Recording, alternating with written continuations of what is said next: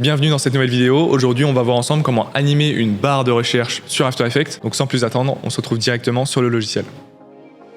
Voilà, donc on se retrouve sur After Effects et voici le rendu qu'on va essayer de réaliser ensemble aujourd'hui. La première chose à faire, c'est de vous rendre dans une nouvelle composition et d'aller sélectionner l'outil rectangle juste en haut dans votre barre d'outils. Ensuite, vous pouvez activer la grille juste ici grâce à l'outil option de grille et de guide. Et on peut commencer à dessiner un premier rectangle comme ceci au centre de notre composition. Voilà. Alors le rectangle, pour l'instant, il a des proportions qui me plaisent pas spécialement, donc je peux rentrer dans mon calque en bas à gauche, déjà dans un premier temps le renommer en appuyant sur la touche Entrée. Et donc là, je vais l'indiquer barre de recherche par exemple, pour le renommer. Ensuite, je vais rentrer dans Contenu, Rectangle, Tracé rectangulaire, et là au niveau de la taille, je vais mettre une taille de 150 par exemple, et en largeur, la mettre à 950. Voilà. Ensuite, l'arrondi, je vais l'augmenter au maximum, donc je vais vraiment faire en sorte que mes bords ils soient parfaitement circulaires. Ensuite, lorsque j'ai du coup ma barre de recherche, ce que je peux faire, c'est éventuellement changer la couleur également. Pour l'instant, le fond, il est blanc, ça me plaît pas spécialement, donc je vais utiliser ma palette de couleurs, comme ceci. Et au niveau du contour, je vais également me servir de ma palette pour avoir un contour et un rendu qui est un minimum correct. Voilà, donc maintenant que j'ai ma barre de recherche qui est dessinée, je vais pouvoir désactiver ma grille d'options et de repères et éventuellement, grâce à la fenêtre alignée, je vais pouvoir recentrer ma barre de recherche. Alors si vous n'avez pas accès à cette fenêtre, il suffit d'aller dans votre menu, dans Fenêtre et de sélectionner Aligner. Voilà, maintenant qu'on a notre barre de recherche, on va peut-être ajouter un petit icône, l'icône de recherche. Donc je ferme mon calque en bas à gauche et je vais sélectionner l'icône de recherche que j'ai déjà présélectionné et importé dans mon projet. Donc si vous souhaitez avoir accès à cette icône, il suffit de télécharger le lien et le fichier source disponible en description. Voilà, donc là on importe directement l'icône. Moi l'icône je vais le repositionner peut-être légèrement à gauche comme ceci. Et la couleur elle me plaît pas spécialement non plus, donc pour modifier la couleur de mon icône, je vais aller dans la fenêtre Effets et paramètres prédéfinis et je vais rechercher l'effet Remplir.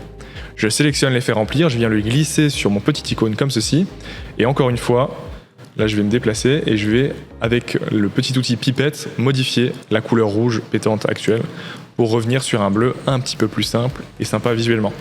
Voilà, maintenant qu'on a la barre de recherche, il nous manque plus que notre texte. Donc là, on sélectionne l'outil texte et je vais indiquer, par exemple, Motion Design, comme j'ai pu le faire sur l'animation de démonstration.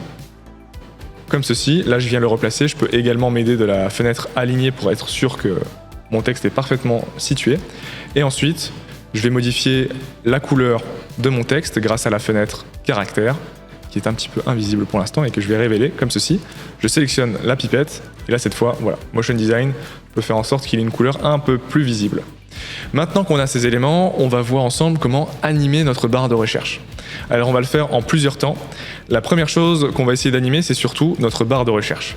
Donc ce que je vous propose, c'est qu'on se situe à 2 secondes dans notre timeline, qu'on vienne ouvrir notre barre de recherche et qu'on vienne poser une image clé sur la taille de notre barre de recherche justement, comme ceci. Ensuite, on vient se situer à 1 seconde et notre taille, qui est actuellement à 950 en largeur, on va la mettre à 150. Et là, ça va créer un cercle, puisque la hauteur et la largeur du coup de notre barre de recherche équivaut à un carré maintenant. Ensuite, à 1 seconde, je vais également refermer mon petit rectangle, aller dans Transformer et mettre une image clé sur l'échelle. Maintenant que j'ai une image clé, je me rends à 0 secondes et cette fois, mon échelle, je la mets à 0%. Donc qu'est-ce qu'on vient de faire? On vient simplement d'ordonner à notre barre de recherche de s'agrandir, tout simplement dans un premier temps, entre 0 et 1 seconde, d'avoir une échelle qui passe de 0 à 100%, et ensuite de 1 seconde à 2 secondes, d'avoir cette fameuse barre de recherche qui s'étende, que le rectangle il vienne passer de 150 à 950 pixels, comme ceci. Alors pour dynamiser un petit peu les mouvements, là, comme vous allez le voir, les mouvements ils sont très linéaires, c'est-à-dire que c'est pas visuellement attrayant. On va pouvoir appuyer sur la touche U de notre clavier, comme ceci, ce qui va faire ressortir nos images clés. On va pouvoir les sélectionner, faire un clic droit, assistant d'image clé, lissage de vitesse. Ce lissage de vitesse, vous allez le voir, hop, il dynamise déjà légèrement le mouvement. C'est pas top, mais c'est déjà un peu mieux. Donc on va pouvoir sélectionner la première image clé, ouvrir notre éditeur de graphique comme ceci, et venir étirer notre courbe de vitesse comme ceci. Et maintenant, si on prévisualise, bam, voilà, là c'est déjà un petit peu mieux. On va appliquer exactement le même effet sur notre taille. Donc on sélectionne notre image clé, on clique sur l'éditeur de graphique, le petit icône juste au-dessus, et là on vient étirer notre courbe de vitesse. Maintenant qu'on a étiré nos courbes de vitesse parfaitement sur la gauche, voilà, vous le voyez, voilà, c'est un petit peu plus attrayant visuellement, c'est un peu plus chouette. Bon, c'est bien cool ça, mais maintenant, comment est-ce que j'ajuste les deux autres éléments, à savoir l'icône de recherche et le texte Motion Design? Premier élément, le bouton de recherche. Ce qu'on peut faire, c'est poser une image clé lorsqu'il se situe à 2 secondes, encore une fois. Donc j'appuie sur la touche P de mon clavier pour faire ressortir la position. Je pose une image clé avec le petit chronomètre. Ensuite, je me situe à 1 seconde, et à 1 seconde, je vais déplacer mon angle de recherche parfaitement au centre de ma composition. Je peux également m'aider de ma fenêtre alignée pour faire en sorte que voilà, mon icône il soit parfaitement aligné sur ma composition. Et donc maintenant, entre 1 et 2 secondes, on le voit, bam, voilà. Mon icône, il se déplace avec ma courbe. Mais pour l'instant, la vitesse à laquelle il se déplace de droite à gauche, elle n'est pas équivalente à la vitesse avec laquelle ma barre de recherche, elle se déploie. C'est normal, c'est parce qu'on n'a pas encore lissé la vitesse de nos images clés. Donc on les sélectionne, nos images clés, on fait un clic droit, assistant d'image clé, lissage de vitesse. Ensuite, même manipulation, on sélectionne la dernière des images clés et on clique sur le petit icône d'éditeur de graphique, on resélectionne la dernière et cette fois on vient l'étirer vers la gauche comme ceci pour ajuster la courbe de vitesse. Ensuite, maintenant si je prévisualise le rendu, voilà, mon icône il se déplace parfaitement de droite à gauche. Ceci dit, entre 0 et 1 seconde, là voilà, si je décoche légèrement mon texte pour que vous le puissiez le voir, pour l'instant, l'icône, il se révèle pas parfaitement, donc on va faire exactement la même manipulation. On va animer l'échelle, et plutôt que de perdre du temps, on peut simplement sélectionner nos images clés sur l'échelle pour notre barre de recherche, faire un CTRL-C ou Commande-C si vous êtes sur Mac, nous situer à 0 secondes et faire un CTRL-V. Alors là, vous le voyez pas instantanément, mais si j'appuie sur la touche S de mon clavier, comme ceci, voilà, vous verrez que l'échelle, effectivement, elle a bien été animée avec 2 images clés comme ceci, et donc maintenant, si on prévisualise, voilà, on a déjà un rendu qui commence à être un peu plus sympa. Maintenant, pour revenir sur notre texte, pour l'instant, voilà, il est toujours fixe, ça c'est pas très cool. Ce que je vous propose, c'est qu'on se situe à 1 seconde et au contraire, qu'on n'anime pas l'échelle de notre texte dans un premier temps, mais plutôt qu'on vienne réduire sa taille dans la timeline, donc qu'on vienne faire en sorte qu'il n'apparaisse qu'à partir de 1 seconde. Donc entre 0 et 1 seconde, voilà, pour l'instant, notre texte n'est pas encore visible. Ensuite, je me mets à 2 secondes, et en fait, ce que je souhaite, c'est que mon texte Motion Design, il suive également la position de mon icône de recherche.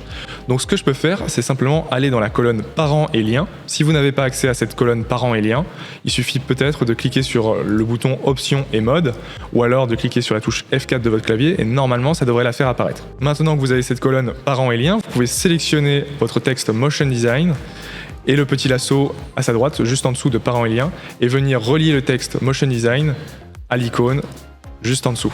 Et maintenant, si je joue mon animation, bam, on a l'icône, et hop, le texte certes qui apparaît à 1 seconde, mais surtout l'icône qui est reliée à l'animation de notre icône de base. Ok, maintenant qu'on a cette animation qui a été posée, comment est-ce qu'on fait en sorte que notre texte, il s'écrive comme si on était en train d'écrire sur un clavier? Pour ça, on va retourner dans notre fenêtre Effets et paramètres prédéfinis, et on va aller dans le dossier Animation prédéfinie. Ensuite, on va scroller légèrement. On va aller dans le dossier texte, ensuite le dossier Animate In, et on va scroller légèrement et normalement vous devriez avoir un effet qui s'appelle console de machine à écrire avec un curseur clignotant. Il suffit de sélectionner cet effet, le maintenir appuyé et venir le glisser sur notre texte Motion Design. Et là, si vous jouez, voilà, vous voyez que notre texte est en train de s'animer. Alors peut-être que ce texte justement de votre côté il se déclenche un peu tard. Voilà, vous l'avez vu, bah moi il se déclenche qu'à partir de 2 secondes à peu près. Pour ajuster le timing, il suffit de sélectionner notre texte, appuyer sur la touche U de notre clavier, ce qui va faire ressortir les images clés. Et si je souhaite que mon animation, elle débute à partir d'1 seconde par exemple, ou de 1 seconde et demie, je peux très bien sélectionner mes images clés et les décaler comme ça sur la gauche. Et maintenant, si je joue mon animation, voilà, on a effectivement notre texte Motion Design qui apparaît parfaitement. Après, à partir d'1 seconde, voilà, vous voyez que notre barre, elle clignote un petit peu avant. Donc pour ça, je peux simplement faire en sorte que notre calque ne soit pas apparent juste avant l'animation de texte. Et donc là, on a notre animation qui apparaît parfaitement. Dernier petit détail, éventuellement, lorsque votre texte est parfaitement écrit, vous souhaitez peut-être que le clignotant, il arrête de clignoter tout naturellement. Il suffit de vous rendre en haut à gauche, donc curseur activé, désactivé, et vous pouvez poser une image clé. Donc par exemple, on se met à 3 secondes dans notre timeline, et poser une image clé sur la case, comme ceci. Pour faire apparaître notre image clé, on appuie toujours sur la touche U de notre clavier tout en ayant sélectionné notre calque de texte. Tac, 2 fois. Là, vous le voyez, notre case, elle a posé une image clé. Et on peut se positionner, par exemple, à 3 secondes et demie. Et à 3 secondes et demie, décocher la case, comme ceci.